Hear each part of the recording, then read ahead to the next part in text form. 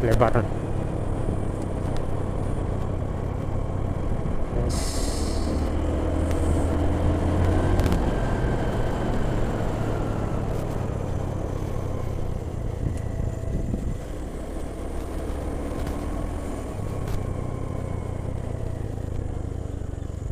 Nah, ini baru siap longsor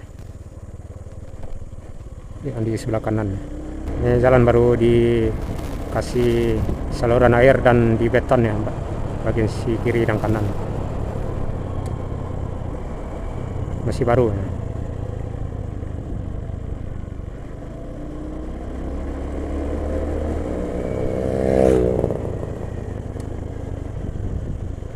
Terus